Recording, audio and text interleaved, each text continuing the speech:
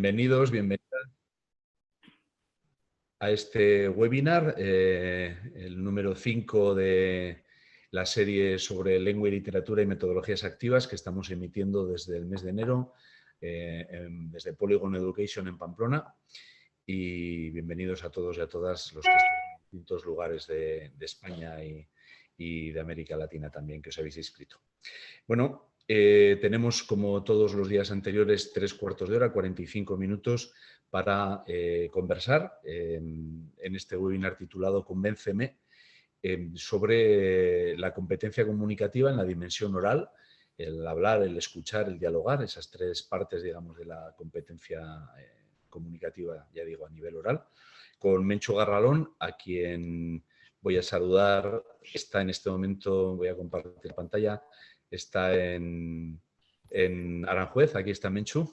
En Aranjuez, en Alcalá de Henares. Estoy yo ya casi como el resto de los que nos estén oyendo, casi ya yéndonos de vacaciones ya. Así que un poco confundir Aranjuez con Alcalá de Henares. En fin, o con un patio de Sevilla. Pero bueno, ¿qué tal el tiempo en Alcalá de Henares, Menchu? ¿Cómo está el día hoy allí? Súper bien, Luis. Hoy hace un calor, 26 grados. Ajá. Pero no, muy bien. Se agradece que hemos pasado unas subidas y bajadas de temperaturas bastante potentes. Sí, aquí en Pamplona, en el norte de España, también. Ha habido días de lluvia, de mucho frío. Parecía que volvíamos al invierno, que había que sacar los abrigos otra vez del armario. Y hoy hace un precioso día de sol, con poco viento y mucha calma. Día de primavera, que no son frecuentes aquí cerca de la cornisa cantábrica.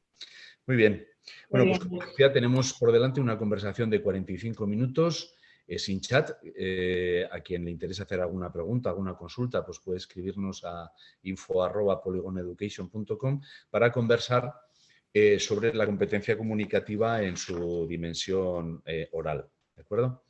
Voy a compartir de nuevo la presentación para que veamos ahora mismo el propósito de este webinar. ¿De acuerdo? En los webinars anteriores, en los 4 que emitimos en enero, febrero, marzo y abril, hablamos sobre distintas tipologías textuales, ¿de acuerdo? Y cómo se desarrolla la competencia comunicativa en los proyectos de Comunicarte, pues en cada caso, ¿no? Por ejemplo, el primero lo dedicamos a hablar sobre la noticia y la entrevista, el deseo de informar, le titulamos, porque hablábamos del proyecto Informe Semanal, que es para primero de la ESO y en el cual los alumnos y las alumnas pues crean informativos audiovisuales, ¿no? Hablamos en el segundo de los cómics como formato narrativo y no solo de ficción, porque a través del cómic se pueden contar también historias de no ficción, ¿de acuerdo? Y que necesitan siempre un guión, ¿de acuerdo? Aprender a escribir un guión y saber situarse en la interlocución con el receptor del mensaje. En el tercero hablamos del guión cinematográfico para filmar películas, que también es lo mismo, necesita escritura antes de poder pasar a la parte audiovisual y a la planificación, la grabación, la interpretación, la edición, todos los pasos. Y en el cuarto hablamos de las imágenes mentales, poéticas y visuales que narran, que cuentan historias. ¿De acuerdo? Siempre poniendo por delante el punto de vista de la comprensión, todo el resto de contenidos conceptuales y procedimentales del área de lengua y literatura se aplican a la creación de los productos finales de los proyectos para desarrollar competencia comunicativa de alumnos y alumnas, sean de cuarto de primaria o sean de cuarto de la ESO, ¿de acuerdo? Y en este caso pues vamos a hablar de los textos orales y su emisión y recepción. Muy bien, perdón, he ido para atrás. Siempre la producción de estos textos en los proyectos de Comunicarte se hace mediante procesos guiados que van de la reflexión a la escritura, al ensayo, a la interpretación, incluyendo metodologías activas, cultura de pensamiento, inteligencias múltiples, aprendizaje cooperativo, la evaluación formativa continua y la metacognición. Y a través de esas secuencias didácticas con metodologías activas, llegaremos a la creación de textos y a su comunicación al entorno. ¿De acuerdo? Y de este modo, Pues creemos que es como podemos compartir nuestro mejor punto de vista, todos nuestros aprendizajes a lo largo de estos años, tanto con alumnos y alumnas como profesores y profesoras y equipos directivos. Esta es nuestra mejor aportación, cómo desarrollar la competencia comunicativa, en este caso a través de la expresión oral. ¿Vale? Y tengo algunas preguntas para hacerte, Mencho, a este respecto. ¿Para ti qué valor tiene la expresión oral de las personas? No ya solo de los niños y de las niñas, sino de los seres humanos en general. Pues mira, para mí, Luis, la expresión oral tiene muchísimo valor. ¿Por qué? Porque es el vehículo de expresión y comunicación que tenemos para conectarnos con el mundo en el que vivimos, con los seres humanos con los que los relacionamos. Y antes de aprender a escribir o leer, un niño, ¿qué hace? ¿No? Se comunica de manera oral. ¿Y cuál es el primer pensamiento de un niño? Yo diría que es un pensamiento en acción y bucal, ¿no? Ya se está queriendo comunicar, emitiendo sonidos para conectar con los demás y con este mundo, ¿no? Yo creo que primero aprendemos a conocer, después a comprender, después a expresar vivencias, sentimientos, pensamientos a través de este lenguaje oral, ¿no?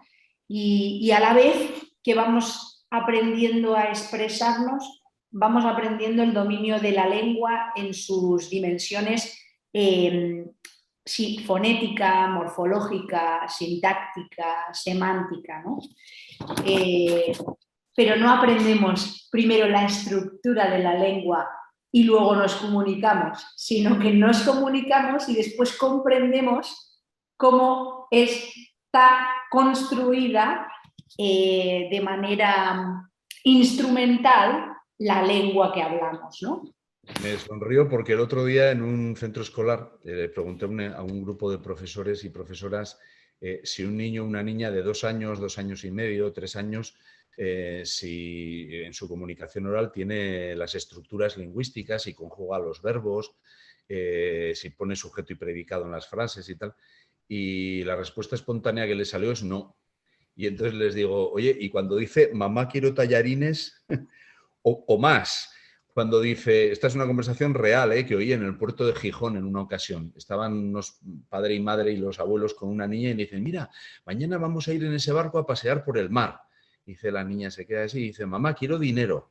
Y dice la madre, ¿qué, para comprar el billete? Y dice, no, para comprar el barco. Decidme si tiene conjugaciones, si tiene sujeto y predicado, si tiene realmente una elaboración del pensamiento, aunque todavía no haya estudiado ni nombre o sustantivo, ni adjetivo, ni verbo, ni tal, ¿no? Es decir, efectivamente. Y de hecho lo he explicado con un propósito, ¿no? Y es como nos encontramos en los centros escolares que la didáctica de la lengua y la literatura está tan basada en aprender contenidos conceptuales, la gramática, la sintaxis, la morfología, pues lo he dicho con conocimiento de causa. Sí, no, todos esos aprendizajes son imprescindibles para, bueno, cuando uno va creciendo y metiéndose en situaciones más complejas para saberse desenvolver. Para dominar la lengua, ¿no? Sí, para pero cada vez más en entornos orales, ¿eh? Quiero decir, esta mañana recordaba a los presocráticos cuando hacían su poesía, vamos, su filosofía, que era poética, porque no tenían todavía alfabeto y era la manera, la rima y el ritmo ayuda a recordar aquellas frases del estilo de nunca te bañarás 2 veces en el mismo río, ¿de acuerdo? Entonces los griegos que filosofaban, bueno, todos no tenían alfabeto todavía, que es posterior la llegada del alfabeto, ¿no? Y cambia también la estructura de la poesía, de la filosofía al convertirse en escrita, ¿no? Pero cada vez hoy más en los contextos de trabajo, incluso con los ordenadores, pues el reconocimiento de voz es algo cada vez más actual, ¿no? Tal Entonces, cual. necesitamos Sí, conocer las estructuras lingüísticas, pero también para expresarnos correctamente de manera oral y para comprender bien los mensajes de los demás, ¿no? No solamente para escribir. Sí. ¿Y por qué ha estado tan arrinconada entonces la expresión oral en la escuela Bueno, cuando se empezó a hablar, empezamos a hablar de competencias, quizá, bueno, se incluyó más, ¿no? Pero hasta entonces había estado muy arrinconada la expresión oral. ¿Por qué crees que sucedió esto? Pues la verdad es que no lo sé. No lo sé bien por qué ha estado arrinconada. Creo que porque se le ha dado más importancia a lo que he explicado antes, a la metalingüística. Pero, de hecho, yo en el colegio, como alumna, no he vivido el poder desarrollar esa expresión oral, ni en los trabajos que me han mandado realizar, ni en las actividades de clase. No era algo natural, ¿no? Pero sí, ya como profesora, sí que he vivido esa potenciar la expresión oral. De hecho, me llamaba mucho la atención porque en mi colegio había una asignatura complementaria que era oratoria. Y pienso que esa es la primera manera que a lo mejor los colegios tenían de potenciarla. Pero claro, yo la veo tan transversal y tan permeable en todas las asignaturas que me cuesta pensar que dediquemos una asignatura a eso. Porque yo veo que el desarrollo de la expresión oral se puede dar para comprender mejor problemas matemáticos, para recitar una poesía y declamarla y poner la entonación adecuada, transmitir los sentimientos del autor, como para contarte la historia o la geografía de una manera que el profesor te envuelva, ¿no? Poniendo voz de los personajes que están representando diferentes etapas de la historia o lo que sea. Yo la veo tan permeable en todo que me cuesta separarla, disociarla, ¿no? No, es así. Juan Luis Arzuaga dice que un buen profesor es un buen narrador oral. O sea que, es más, yo creo que un buen entorno de enseñanza-aprendizaje es aquel en el que hay diálogo, ¿no? ¿A qué te suena aprendizaje dialógico, además de a Paulo Freire? Pues el aprendizaje dialógico me suena a que aprendemos con los otros, a que el desarrollo verbal del niño desde pequeño se hace mediante el juego y es lo natural, ¿no? El compartirlo, y luego creo que también en estos contextos escolares hay que potenciar más la educación literaria. Creo que a veces se hace poco, creo que a veces no hay buenos planes lectores, no tienen buenas bibliotecas de centro o online, me da igual que lean con el libro físicamente o que lean a través de un ebook, pero lo importante es que lean, que se le dé importancia a esa educación literaria para que luego los niños puedan contar cuentos, puedan recitar una poesía, una adivinanza, en clase, en casa con sus padres, o sea, que esa expresión oral se pueda potenciar, y no solo de una manera formal, sino también informal, ¿no? ¿Y cómo puede ser una expresión oral informal? Pues en cada actividad de clase, si los niños se retroalimentan entre ellos, si tienen protocolos de conversación que les enseña a darse el feedback de una manera estructurada, pues estamos potenciando el diálogo, el debate, el espíritu crítico, que los niños puedan, no solo a través de un texto expositivo, sino con otras tipologías textuales, potenciar esa expresión oral. Claro, porque digamos, el modelo este de oratoria, muy de Estados Unidos, es esa exposición formal de textos, sí, de textos expositivos, ¿no? Valga la redundancia. Pero yo, por ejemplo, en el club de lectores que llevé en la 11, ellos leían todos en Daisy, que es su sistema de grabación, ¿no? Y creo que no me he reído tanto nunca después en el intercambio oral, ¿no? O los grupos, por ejemplo, de clubes de lectores donde se han reunido niños, niñas, padres, madres y profesores, gente de distinta edad, son extraordinarias oportunidades de escuchar juntos expresión oral de gente que igual dices, anda, vaya interpretación que ha hecho del texto esta niña de 10 años, ¿no? Pues sí, así es. Muy bien, vamos a avanzar al siguiente paso del webinar, ¿vale? Vamos a ver siempre nos gusta compartir un texto de profesional, digamos, ¿no? De alguien que nos inspire, ¿de acuerdo? Entonces hemos preparado un texto de un poeta de Granada que se llama Alejandro Pedregosa, ¿de acuerdo?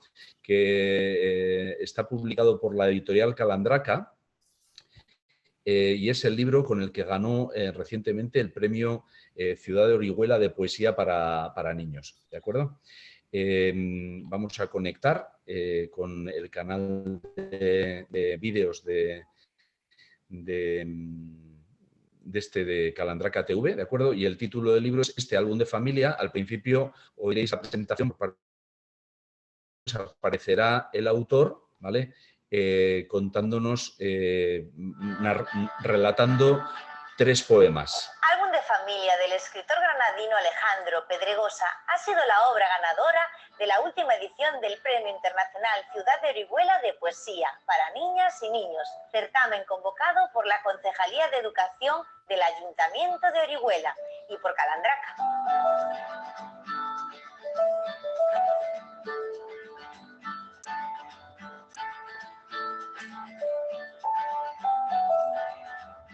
Alejandro Pedregosa comparte con nosotros algunas reflexiones y poemas.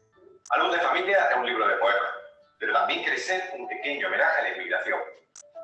Los personajes que habitan el libro de familia han venido de diferentes partes del mundo. Así tenemos una madre que llega desde Jamaica, un abuelo que ha venido desde Bagdad o una prima que vivía antes en Burkina Faso. A través de los poemas conoceremos los trabajos, los sueños y la vida cotidiana de estas personas migrantes, que en realidad no son más que una pequeñísima metáfora de toda la humanidad.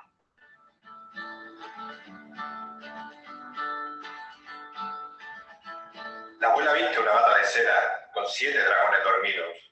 Si la abuela recita poemas, los dragones se vuelven renacuajos y sueñan con aquel río, cerca del monte sagrado, donde escupieron fuego por primera vez.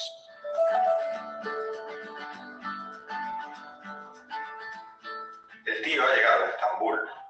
Su voz es ancha y redonda como el ojo de un huracán. En los días de junio, cuando canta la amapola, el tío se acerca al puerto y grita algo así como te quiero. Y el grito se derrama hacia el este y el oeste, y todos los barcos lloran en el puerto de Estambul.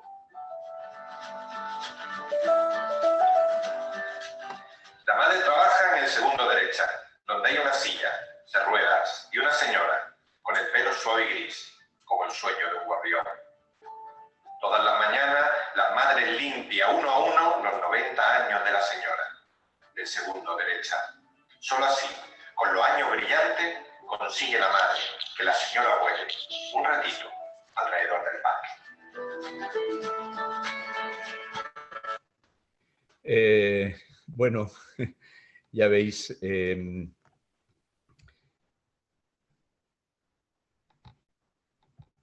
cómo la expresión oral del poeta completa la poesía por escrito e ilustrada, ¿no? Este viaje entre lo oral y lo escrito, entre lo visual, lo oral y lo escrito, bueno, es un ejemplo para mí muy emocionante de cómo el lenguaje oral y la expresión, la comunicación oral, pues puede llevarnos a territorios insospechados, ¿no? No solamente a la exposición informativa o al debate, sino a cualquier otro, ¿no? En el contexto de un aprendizaje dialógico, los proyectos de Comunicarte tratan de desarrollar esta competencia comunicativa de niños y niñas y adolescentes también, ¿de acuerdo? Bien, pues yo he hecho esta presentación y esta contextualización, creo, Menchu, que podemos comenzar a compartir las estrategias, las sesiones, las secuencias didácticas, las rutinas de pensamiento, las metodologías que has seleccionado para contarnos, para hacernos ver este aprovechamiento, este desarrollo de la competencia comunicativa. Y el primer texto, la primera propuesta textual que nos querías hacer tiene que ver con el debate y cómo el debate nos va a permitir reflexionar, compartir, analizar los límites éticos de la publicidad. ¿Sí? Sí, efectivamente, Luis. Ajá. Me voy a ir porque para llegar al debate hay un trabajo previo que hacen los alumnos que me gustaría mostraros. Está en la sesión 3. Perdona, ¿este proyecto se titula? El proyecto se titula Véndemelo. Vale. ¿Y es para alumnos y alumnas de qué edad? De segundo de la ESO, o sea, 14 Vale. añitos, Ajá. 14 añitos, 13, 14 añitos. Y lo que se va a trabajar en este proyecto es qué elementos y técnicas emplean los publicistas para influir en el receptor, ¿Cómo puede ayudar el conocimiento de la lengua a entender y crear mensajes más potentes y eficaces? ¿Cómo influye la publicidad en nuestro comportamiento? ¿Y hasta dónde puede llegar la publicidad para llamar la atención del receptor y venderle un producto o un servicio sin generar un conflicto ético? De acuerdo, entonces estas son las 4 metas de comprensión del proyecto. Efectivamente. Y entonces los productos finales, como el tópico es véndemelo, los productos finales del proyecto son los siguientes. Lo primero que tienen que hacer los alumnos es asumir el papel de una consultora de comunicación cuyo objetivo final va a ser lanzar una campaña publicitaria. ¿Cuál es el matiz? Que el tema que elijan tiene que ser un tema de interés social. Ajá. Entonces, los productos finales de esta campaña de publicidad va a ser crear un cartel publicitario, una cuña radiofónica, que es donde me detendré luego como texto oral, ¿no? Y un spot audiovisual para divulgar dicha campaña.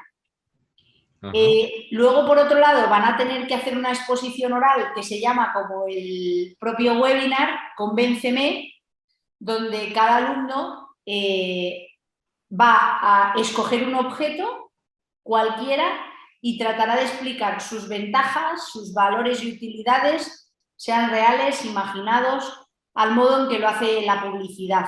Aquí tienen una presentación que les explica pues, que hay un tipo de comunicación que es la comunicación persuasiva y les va explicando, ¿no?, lo que van a potenciar ese tipo de comunicación y cómo tienen que, les da un par de nociones de marketing que les van a ayudar a hablar de su objeto, ¿no?, qué quieren transmitir, para qué.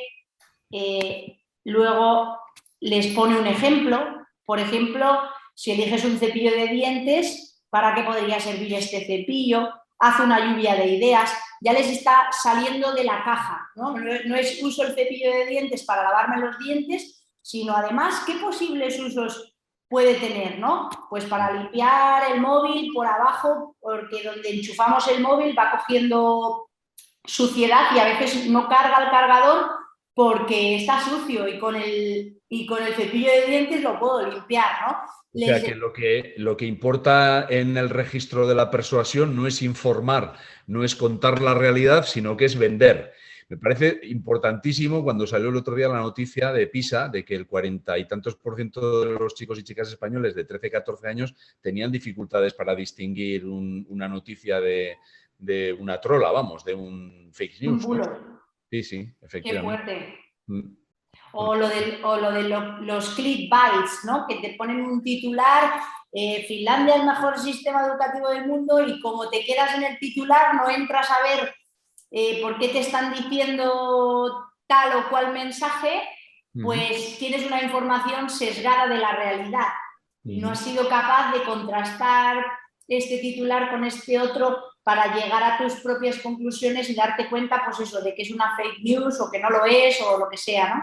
Correcto. Entonces aquí la práctica lo que le está proponiendo a ese adolescente, a esa chica o chico de esos 13, 14 años, es que tome conciencia de cuáles son los mecanismos que utiliza el marketing o la publicidad a través de la persuasión para vendernos cosas, ¿no? En definitiva.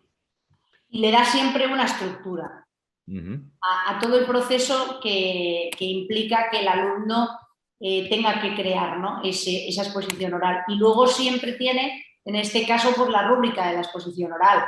Oye, ¿qué tienes que tener en cuenta al hablar?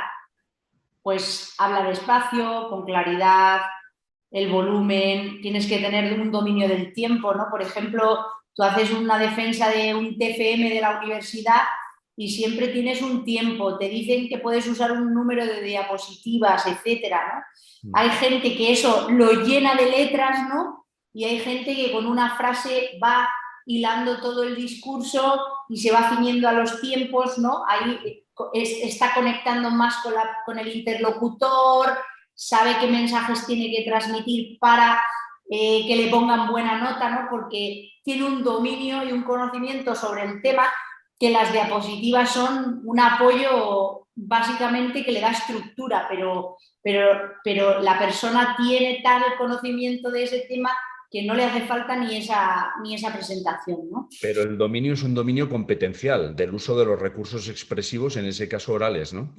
O sea, es un dominio de la temática, pero sobre todo es un dominio de la situación comunicativa. Esto es lo que podemos educar también en la escuela.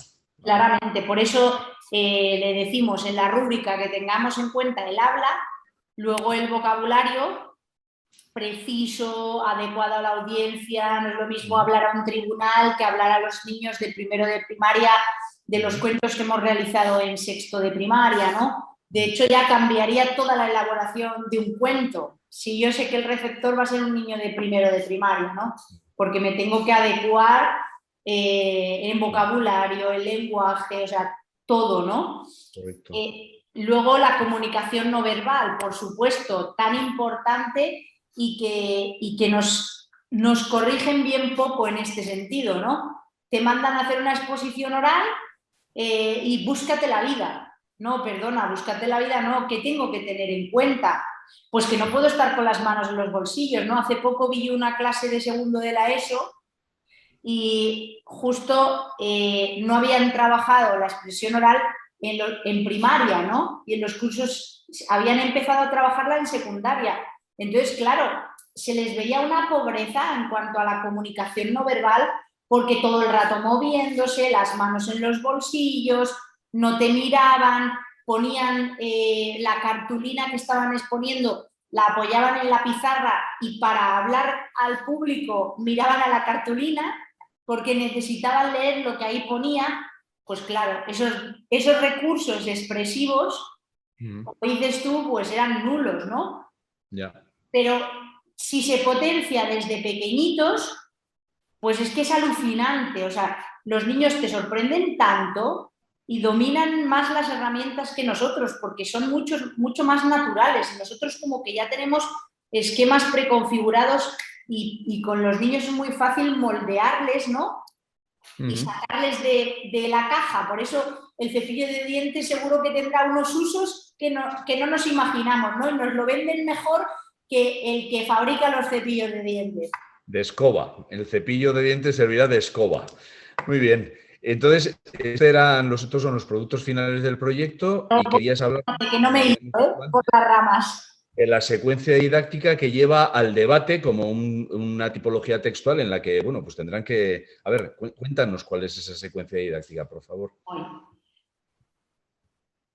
Vale, aquí... A ver, que me tengo que quitar la barra de Zoom. El objetivo de esta sesión es comenzar la reflexión sobre la meta 4 del proyecto que os he leído al inicio, que hasta dónde puede llegar la publicidad para llamar la atención del receptor y venderle un producto o un servicio sin generar un conflicto ético. Entonces vamos a trabajar esos límites éticos. ¿Cómo lo vamos a hacer? Pues el vamos a siempre nos explica cómo vamos a trabajar en ese desempeño, ¿no? Entonces, nos hace una pregunta. ¿En la dimensión ética de la publicidad vale todo? Y luego dedicamos 4 sesiones a trabajar los límites éticos en la publicidad, que me parece brutal trabajar temas de tanta trascendencia en un contenido de lengua y de literatura, ¿no?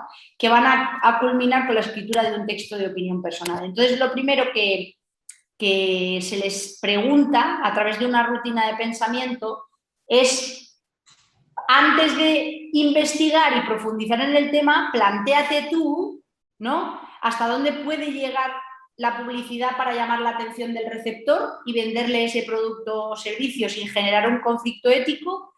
Y luego, ¿se puede permitir todo con total de llegar al receptor? ¿No? Lo de el fin justifica los medios suena, ¿no?, que es filosófico, pero estamos trabajando lo que hay debajo, ¿no?, de valores, de ¿existen o deben existir límites en la publicidad? Al final estamos trabajando que en la vida hay límites y hay cosas que son éticas y otras que no lo son. Entonces, lo estamos llevando al terreno de la publicidad, pero luego se puede extrapolar a otros ámbitos de la vida todo lo que aprenden, ¿no? Y entonces, Pues aquí tienen 7 imágenes publicitarias, tienen que pensar en cada una de ellas y contestar una serie de preguntas, que si yo pincho en la imagen, fumar acorta la vida. ¿Cuál es tu primera reacción al verla? Ya estamos yendo a las emociones, ¿no? ¿Qué me produce cuando yo veo la imagen? ¿Qué me hace sentir? ¿Cómo reacciono? Comportamiento, ¿no? ¿Qué me hace sentir para que lo identifique? ¿Qué emoción, qué sentimiento, qué me está pasando, ¿no? ¿Crees que puede pensar o sentir? ¿Qué crees que puede pensar o sentir otra persona cuando la vea? O sea, me está haciendo ponerme en el lado del otro. La empatía. La empresa o la organización que la ha creado, ¿qué consigue con esta imagen? Vender más paquetes de fortuna, que tenga miedo al tabaco, ¿qué consigue, no? ¿Qué crees que pretende conseguir? Me hace reflexionar sobre esas imágenes publicitarias y luego ya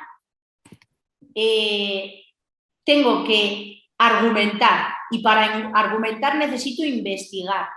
Entonces, dice, busca y localiza información, datos y evidencias en los que apoyarte para preparar tus argumentos sobre la cuestión que estamos tratando, porque posiblemente con lo que saben no sea suficiente. Vamos a contrastar la información. Entonces, es decir, estamos en una parte del proceso que es una reflexión guiada individual. Sí. Ok. Vamos ahí, luego ya dice, lee estas frases y piensa en lo que dicen y escribe tus pensamientos. Y les va hablando de ideas controvertidas, como lo que he dicho antes, el fin justifica los medios, que hablen mal de ti, pero que hablen. Si nadie se molesta por lo que dices, es que no has dicho absolutamente nada. Luego o sea, estaríamos entrando, tocando también el terreno de los dilemas morales, ¿no? Brutal, sí. Luego ya, ahora que has hecho esa reflexión individual, que luego has investigado, que luego has vuelto a reflexionar, ponlo en común. Expresa a tus compañeros con el equipo exprésalo con el equipo de trabajo, ¿no? Y terminaremos haciendo el debate, que es a lo que íbamos a ir.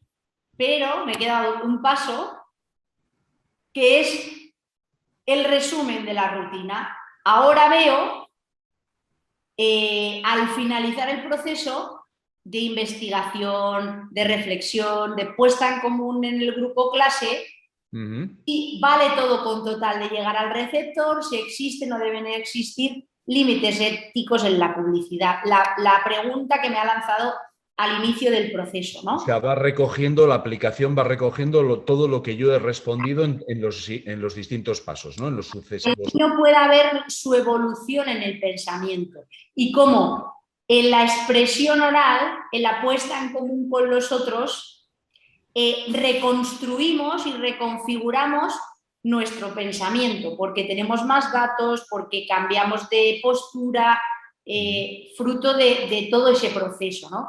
Fruto de la interacción con las ideas del otro, que el encuentro es un encuentro que se produce en el espacio entre sonidos que emiten dos personas distintas, ¿no? Al debatir. Pero antes de debatir, supongo que lo escribirá en su artículo de opinión. Sí, entonces ahora van a debatir primero sobre los límites éticos. Todos van a tener la ocasión de exponer las ideas y de escuchar a los demás, y les da un mensaje que me gusta mucho, ¿no? Ese de no habrá vencedores ni vencidos en este debate, todas las ideas tienen sus motivos. Es decir, la escritura entonces va a ser conclusiva, digamos, ¿no? Va a venir a posteriori, ¿no? Vale, entendido. Y van a usar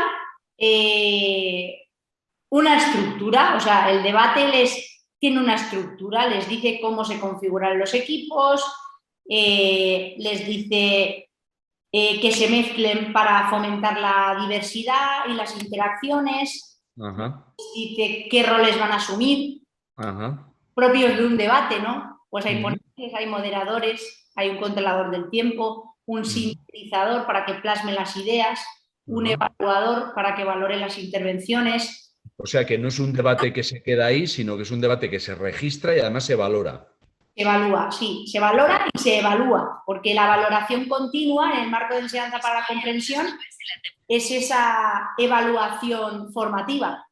Y además me está diciendo en qué instrumentos de evaluación me apoyo para hacer esa valoración, que en este caso es la lista de cotejo, que ahora más adelante os voy a mostrar, indicando siempre alguna evidencia que refuerce las valoraciones. Por ejemplo, aquí el evaluador puede coger frases textuales de las personas que están argumentando en el debate, y eso es una evidencia.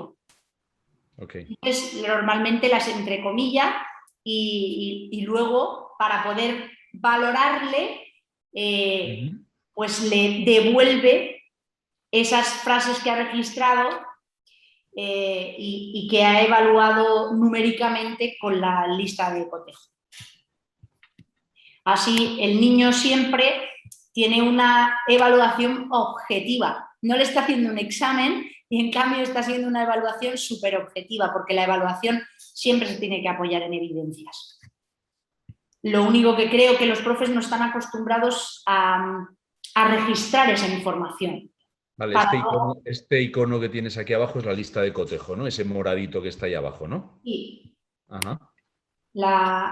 Entonces, si yo pincho, ponente 1, pues dice, muestra de manera clara su postura y da respuesta a la cuestión del debate. Y aquí, por ejemplo, puede poner al lado, ¿no? Evidencias que apoyan tu evaluación, pues esa frase que os he dicho, textual, que la persona ha dicho, donde muestra clara su postura, donde está afirmando o reafirmando o poniendo un ejemplo claro de que está mostrando su postura.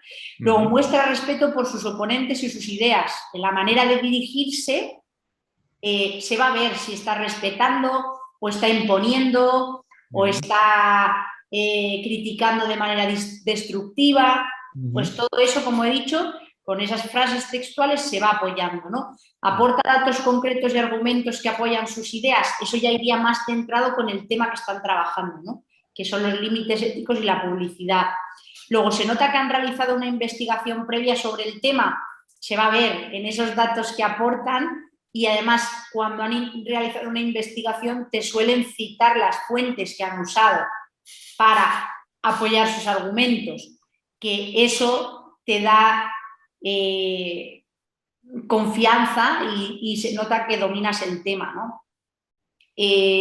Ofrece una gran variedad de información y la expone de manera organizada, comunica, transmite sus ideas y tiene en cuenta a la audiencia, y luego hay una apuesta en común. Y entonces en la apuesta en común van a valorar todos, ¿no?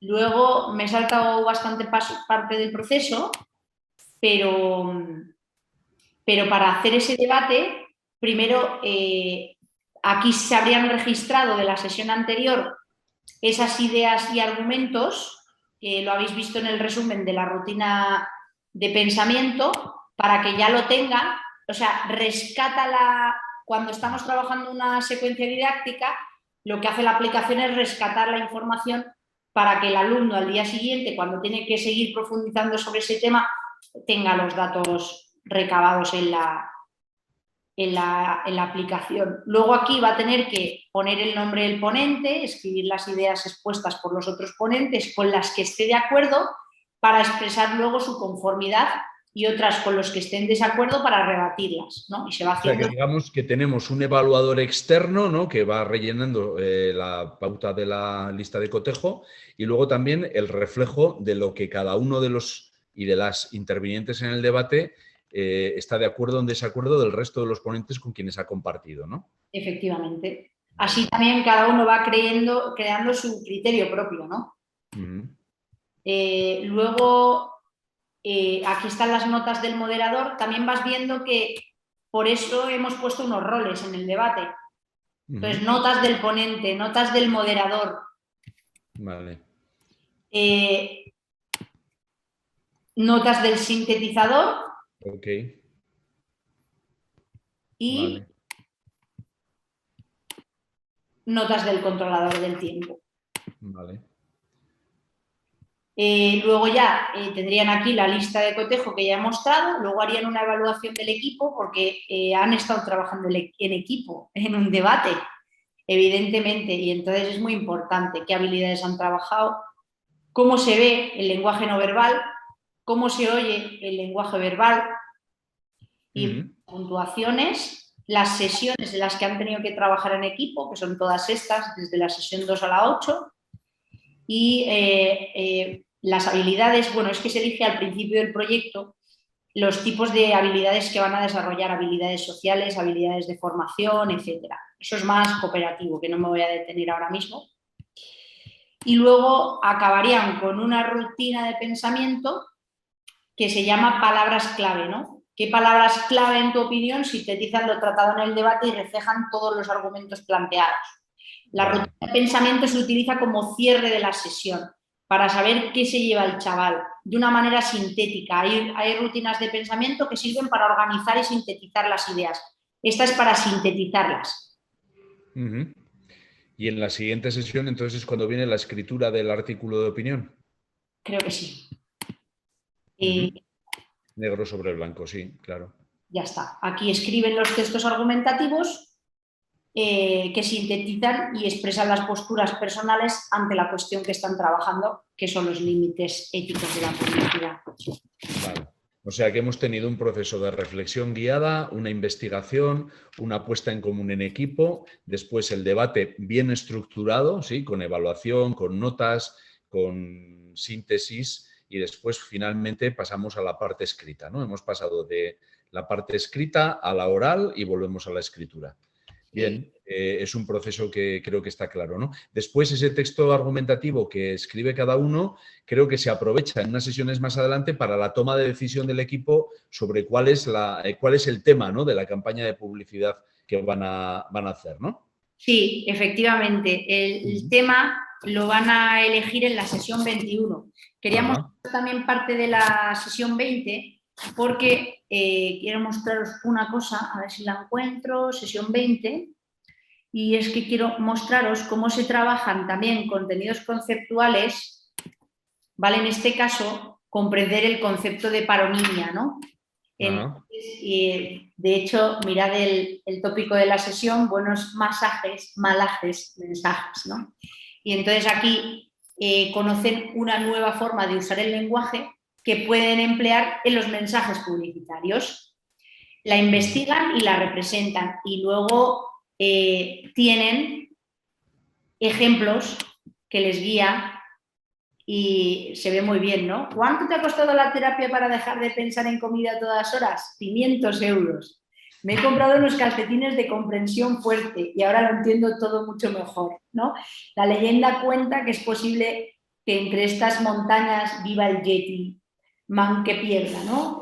Bueno, les va enseñando a usar un contenido conceptual para expresar sus mensajes publicitarios. Ya en la siguiente es donde eligen, como decías, el tema de interés social sobre el que tratará la campaña de comunicación de cada consultora, ¿no? Porque cada equipo ha construido su propia consultora de comunicación. Y entonces aquí presentan los temas que eligieron en la sesión 13 y escriben un texto expositivo, que también es expresión luego oral, ¿no? Y expresan los motivos que le llevarán a elegirlo, transmiten sus argumentos y tienen aquí la estructura de cómo lo tienen que hacer. Y usan una destreza de pensamiento que Schwartz lo llamó secuenciación en ranking, ¿no? Entonces, pues... Luego, o sea, cuando tengan decidido el tema de interés social, después es cuando irán a la creación, bueno, a todo lo que es el dossier de la campaña, ¿no? Harán entrevistas, harán su briefing, crearán eslóganes y después, para finalizar, es cuando crean el cartel publicitario, la cuña publicitaria y el spot, ¿no? La cuña radiofónica, perdón, sería la expresión oral más destacada, ¿no? De esa campaña de... ¿Podrías enseñarnos alguna cuña de algún equipo que haya hecho, bueno, o algún spot? ¿Tienes ahí a mano algún ejemplo? Porque son las 19:45 y nos tenemos que encaminar al final. Perfecto, pues venga, terminamos con la cuña radiofónica. Esto es un proyecto que hicieron pues son 4 niñas en concreto, un grupo de 4 niñas de segundo de la ESO, de un colegio de Denia, Alicante, Alfa y Omega, y lo que hicieron fue ellas una campaña contra el cáncer de mama, y entonces montaron un desayuno solidario y todo el dinero que recaudaron lo mandaron para investigación en el cáncer de mama. Entonces esta es la cuña radiofónica que hicieron. A ver.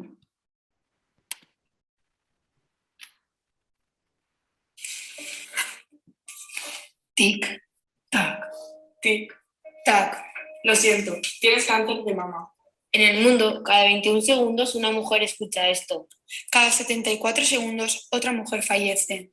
Crece velozmente, se extiende con rapidez, es agresivo. Con esta campaña queremos erradicar el cáncer de mama. Cáncer de mama, tómatelo a pecho. Vale, o sea, libertad a la hora de crear el producto final, aplicando todo el aprendizaje, pero a través de un proceso muy guiado en el que permita profundizar en la reflexión y realmente en la calidad comunicativa, ¿no? del trabajo, ¿no? Efectivamente, Luis. Bien, pues bueno, son las 19:46. Yo creo, Menchu, que bueno, hemos entrado en profundidad en esa secuencia didáctica y en todos sus pasos. Pienso que las personas que han asistido han podido ver, digamos, cuál es el proceso. Así que pues nos vamos a despedir, ¿vale? Porque ya es la hora. Mil gracias, como siempre, Menchu Garralón, allí en Aranjuez, digo, en Alcalá de Henares, ¿vale? Y yo, Luis Arizaleta, desde Pamplona. Muchas gracias a quienes habéis asistido a esta serie de 5 webinars sobre lengua y literatura con metodologías activas, ¿de acuerdo? O quienes habéis visto los vídeos también en YouTube, que sois ya varios miles de personas. Y aquí nos tenéis para lo que queráis. No sé si quieres decir algo, Menchu, para despedirte y cerramos. Nada, daros las gracias por estar aquí a final de curso y con el cansancio que lleváis acumulado, y espero que os haya servido para algo. Muy bien. Chao. Gracias, Luis. Hasta la próxima. Hasta luego. Adiós.